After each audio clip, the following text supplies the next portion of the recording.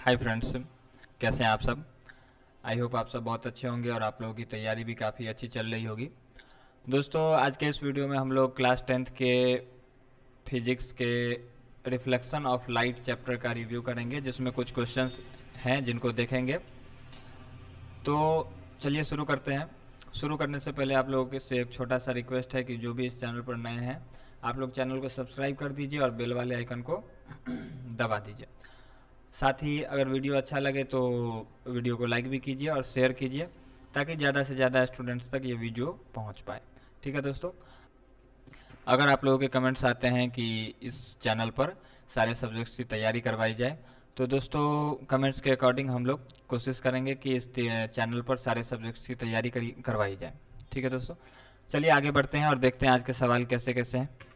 दोस्तों, आज के सवाल में हम लोग समझेंगे कि किस तरह से किसी दर्पण में किसी वस्तु का प्रतिबिंब बनता है। ठीक है, तो हमारे पास पहला सवाल है कि अवतल दर्पण के फोकस और ध्रुव के बीच वस्तु स्थित हो तो प्रतिबिंब कैसा बनेगा। ठीक है, तो चलिए हम लोग क्या करते हैं, ये हो गया फोकस, ये हो गया ध्रुव, इस दोनों के बीच में हम लोग एक वस्तु को रखते हैं। ठीक है, और फिर हम लोग देखेंगे कि उसका प्रतिबिंब कहाँ पर बनता है। चलिए मान लेते हैं कि ये एक वस्तु है, इसको नाम दे देते हैं ए और बी। ठीक है, ए बी एक वस्तु हो गया।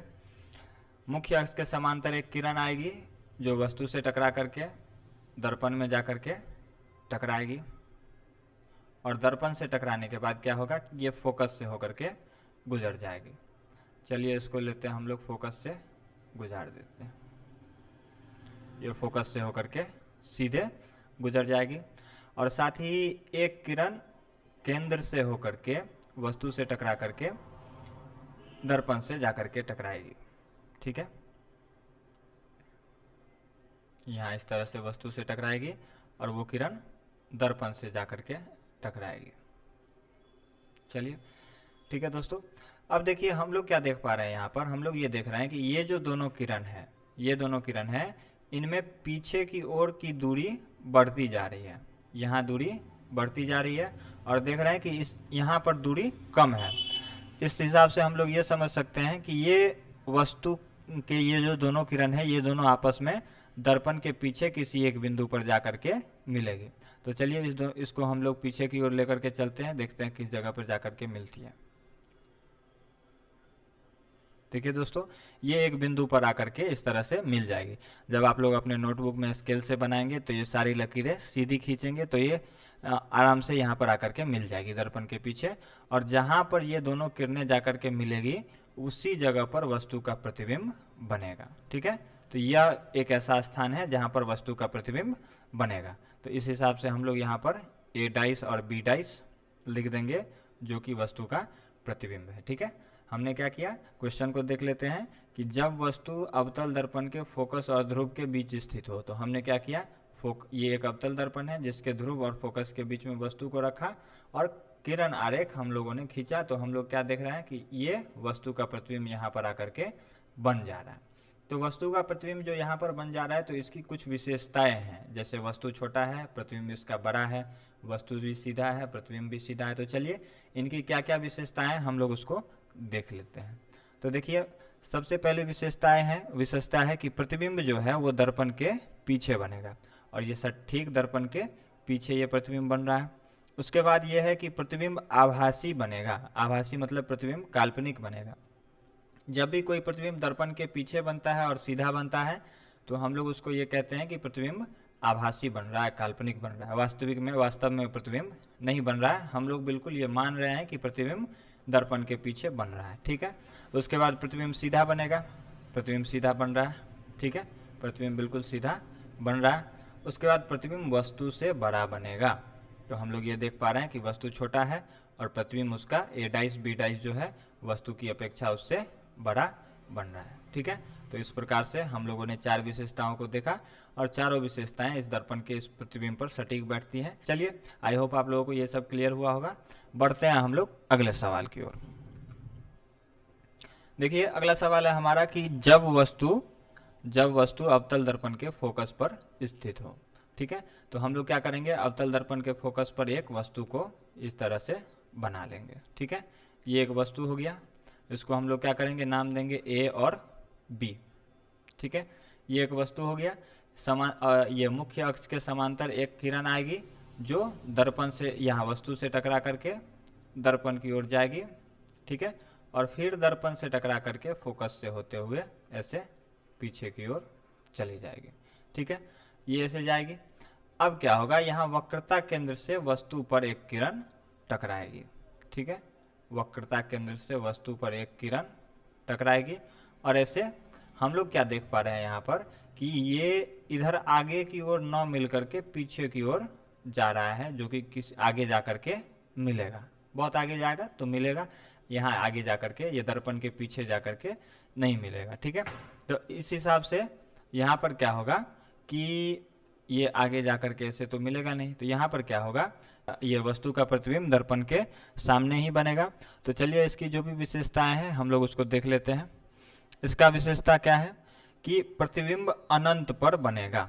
अनंत पर बनेगा मतलब ये न फोकस और ध्रुव के बीच बनेगा, न फोकस पर बनेगा, न वक्रता केंद्र और फोकस के बीच बनेगा, न ये वक्रता केंद्र पर बनेगा। ये क्या होगा, अनंत पर बनेगा, मतलब ये काफ़ी दूर जाएगा तब जा करके प्रतिबिंब बनेगा।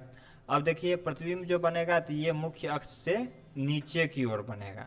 ठीक है, मुख्य अक्ष से नीचे की ओर बनेगा। तो जब भी कोई प्रतिबिंब उल्टा बनता है तो वो वास्तविक प्रतिबिंब होता है। प्रतिबिंब अनंत पर बनेगा, वास्तविक बनेगा। और हम लोग जैसा कि देख पा रहे हैं ये नीचे की ओर बनेगा, तो इस हिसाब से हम लोग यहाँ कह सकते हैं कि प्रतिबिंब उल्टा बनेगा, क्योंकि यहाँ पर बी है तो यहाँ पर बी डाइस हो जाएगा, और ऊपर की ओर ए है और उल्टा बन रहा है तो यहाँ पर ए डाइस हो जाएगा। ठीक है, और प्रतिबिंब बहुत बड़ा बनेगा। जब प्रतिबिंब काफ़ी दूरी तक जाएगी तो काफ़ी बड़ा प्रतिबिंब बनेगा। ठीक है, आई होप आप लोगों को ये भी क्लियर हुआ होगा। बढ़ते हैं अगले टॉपिक की ओर। देखिए दोस्तों, अगला टॉपिक हमारा है कि जब वस्तु अवतल दर्पण के फोकस और वक्रता केंद्र के बीच स्थित हो, यानी कि ये जो हमारा फोकस है और ये वक्रता केंद्र है, इसके बीच में वस्तु स्थित हो। ठीक है, तो जब यहाँ पर वस्तु स्थित होगी तो इसका प्रतिबिंब कहाँ पर बनेगा। तो सेम प्रोसेस जैसे कि हमने पिछले 2 सवालों में किया है, सेम प्रोसेस यहाँ पे भी करेंगे। समांतर आती किरणें, मुख्य अक्ष के समांतर आती किरणें दर्पण से जा करके इस तरह से टकराएगी। ठीक है, दर्पण से जा करके टकराएगी और दर्पण से टकराने के बाद ये फोकस से होकर के इस तरह से गुजर जाएगी। ठीक है, फोकस से होकर के गुजर जाएगी। और ये जो है यहाँ पर वक्रता केंद्र से होकर के इस तरह से वस्तु से टकराएगी और ये जाकर के किसी स्थान पर दर्पण से टकराएगी इस तरह से। ठीक है, दर्पण से इस तरह से टकराएगी, ये मान लीजिए दर्पण है, दर्पण से इस तरह से टकराएगी और वहाँ से फिर रिटर्न जब होगी तो ये वक्रता केंद्र से थोड़ी ही दूरी पर आगे आकर के इस तरह से दोनों किरणें टकरा जाएगी। ठीक है, आपस में मिल जाएगी। तो इस प्रकार क्या होगा, इस प्रकार हम लोग देखेंगे कि वक्रता केंद्र और अनंत के बीच में वस्तु का प्रतिबिंब यहाँ पर बनेगा। ठीक है, वक्रता केंद्र और अनंत के बीच वस्तु का प्रतिबिंब बनेगा। प्रतिबिंब उल्टा बन रहा है, अगर हम लोग इसको ए मानते हैं और बी मानते हैं तो यहाँ पर ये बी डाइस और ए डाइस प्रतिबिंब बनेगा। ठीक है, तो चलिए इस प्रतिबिंब की क्या विशेषताएं हम लोग उसको देख लेते हैं। ठीक है, देखिए हाँ, इसकी पहली विशेषता यह है कि प्रतिबिंब वक्रता केंद्र और अनंत के बीच में बनेगा। जैसा कि यहाँ पर हम लोग देख सकते हैं कि यह वक्रता केंद्र और अनंत के बीच में प्रतिबिंब बन रहा है, काफ़ी नज़दीक है वक्रता केंद्र से प्रतिबिंब, इसलिए हम लोग कह रहे हैं कि वक्रता केंद्र और अनंत के बीच बनेगा। अगर ये काफ़ी दूरी पर होती, यहाँ पर मिलती हुई हमें दिखाई नहीं देती, ठीक है, तो हम लोग ये कहते हैं कि प्रतिबिंब अनंत पर बनेगा। चलिए उसके बाद देख रहे हैं प्रतिबिंब अगर उल्टा बन रहा है, ठीक है, उल्टा बन रहा है तो ये वास्तविक तो बनेगा ही। ठीक है, तो प्रतिबिंब वास्तविक बनेगा, उल्टा बनेगा और वस्तु की अपेक्षा बड़ा बनेगा। ठीक है, जितनी बड़ी हमारी वस्तु है उससे थोड़ा सा ये बड़ा बन रहा है। ठीक है, तो आई होप आप लोगों को ये भी टॉपिक क्लियर हुआ होगा। चलते हैं अगले सवाल की ओर। देखिए अगला सवाल हमारे पास ये है कि जब वस्तु अवतल दर्पण के वक्रता केंद्र पर स्थित हो, ये हमारा वक्रता केंद्र है, अगर यहाँ पर वस्तु स्थित हो तो इसका प्रतिबिंब कैसा बनेगा। तो चलिए यहाँ पर एक छोटी सी वस्तु हम लोग लेते हैं, सेम प्रोसेस इसमें भी करेंगे। मुख्य अक्ष के समांतर क्या कहते हैं, यहाँ पर किरण गुजरेगी और जा करके दर्पण से टकराएगी, दर्पण से ऐसे टकराएगी और टकराने के बाद ये क्या होगा कि फोकस से होकर के गुजर जाएगी, इस तरह से गुजरेगी, काफ़ी दूरी तक जाएगी, ठीक है। लेकिन यहाँ से वक्रता केंद्र से दर्पण के सिरे से, एक सिरे से, ये गोलीय दर्पण है तो काफ़ी गोल होगा ऐसे सामने, ठीक है। यहाँ से ऊपर की ओर जाएगी और किरण ठीक इसके नीचे यहाँ से होकर के गुजर जाएगी, ठीक है।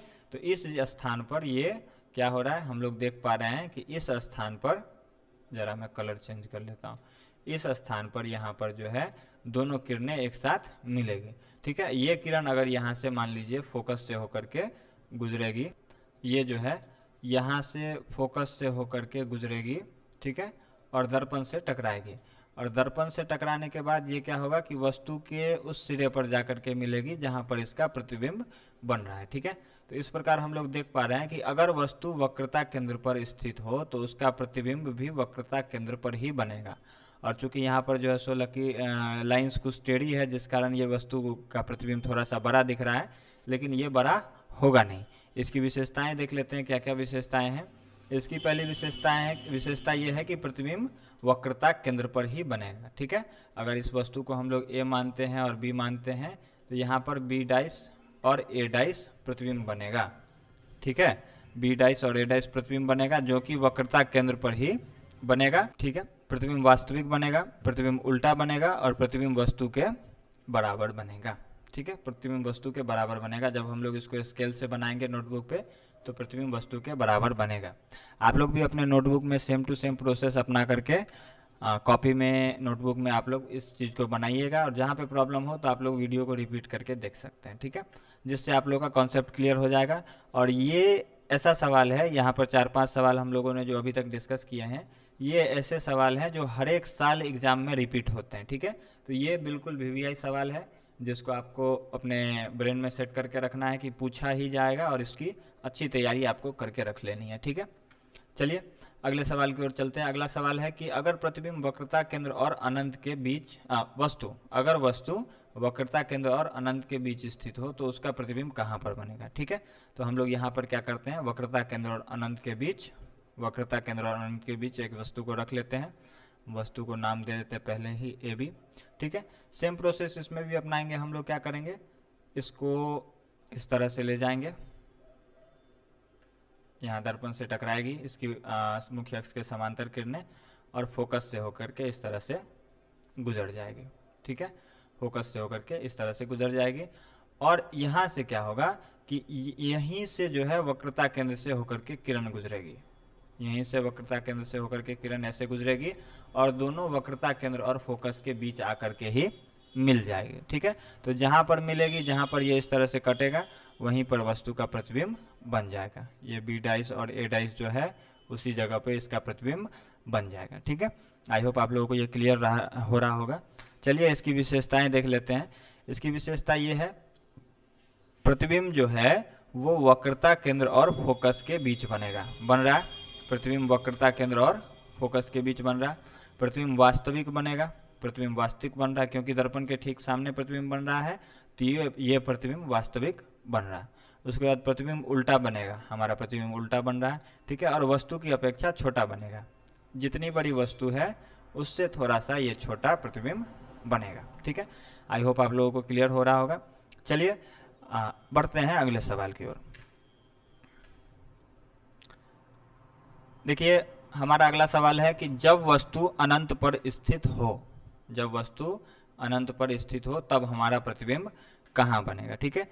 तो जब वस्तु अनंत पर स्थित होती है और काफ़ी दूरी से उनकी किरणें, समांतर किरणें ऐसे इस तरह से दर्पण से आकर के टकराती है, ठीक है, तो दर्पण से आकर के टकराने के बाद उन किरणों का फोकस से गुजरना संभव नहीं हो पाता है, ठीक है। तो वो किरणें किसी तरह से ऐसे होकर के गुजरती हैं, ठीक है, और फोकस के सामने आकर के मिल जाती है, ठीक है। फोकस के सामने आकर के मिल जाती है, काफ़ी दूरी से आ रही आपतित किरणें फोकस के सामने आकर के मिल जाती है, ठीक है। इस प्रतिबिंब की विशेषता देख लेते हैं हम लोग। प्रतिबिंब कहाँ बनेगा, प्रतिबिंब फोकस पर बनेगा, वास्तविक बनेगा, उल्टा बनेगा और काफ़ी छोटा बनेगा। काफ़ी दूरी से आ रही है, काफ़ी बड़ी वस्तु होगी, ठीक है, जिसका प्रतिबिंब काफ़ी छोटा फोकस के पास आकर के बन जाएगा, ठीक है। आई होप आप लोगों को ये सारी टॉपिक्स, सारे क्वेश्चंस क्लियर रहे होंगे। दोस्तों हम लोग कोशिश कर रहे हैं कि ज़्यादा से ज़्यादा हमारे चैनल के सब्सक्राइबर बढ़े और ज़्यादा से ज़्यादा स्टूडेंट्स तक हम लोग पहुंच पाएँ, ठीक है। और फ्री ऑफ कॉस्ट हम लोग चाहते हैं कि 2024 के बोर्ड एग्ज़ाम की तैयारी हो सके और स्टूडेंट्स इसका प्रॉफिट ले सके, ठीक है। चलिए, तो आप लोगों से एक छोटा सा रिक्वेस्ट है कि आप लोग जो है चैनल को क्या कीजिए, ज़्यादा से ज़्यादा शेयर कीजिए, ज़्यादा से ज़्यादा शेयर कीजिए। जितना ज़्यादा आप लोग चैनल को शेयर करेंगे उतना ज़्यादा क्या होगा, उतना ज़्यादा हम लोग जो है चैनल पर काम कर पाएंगे, ठीक है। शेयर कीजिए, लर्न कीजिए, सीखिए, ठीक है। और भी स्टूडेंट्स को यहाँ पर जोड़िए। अगर आप लोगों के कमेंट्स आते हैं कि सर एक्सपर्ट टीचर्स के द्वारा यहाँ पर लाइव क्लासेस दी जाएँ जिससे बच्चे बोर्ड एग्जाम की तैयारी करेंगे, तो हम लोग भी यहाँ पर लाइव क्लासेस देंगे, हमारे पास टीचर्स अवेलेबल हैं। आप लोग कमेंट कीजिए और ज़्यादा से ज़्यादा आप लोग चैनल को शेयर कीजिए, ठीक है। तो चलिए, आज के लिए बस इतना ही। अब हम लोग नेक्स्ट वीडियो में फिर मिलेंगे, तब तक के लिए बाय बाय, टाटा।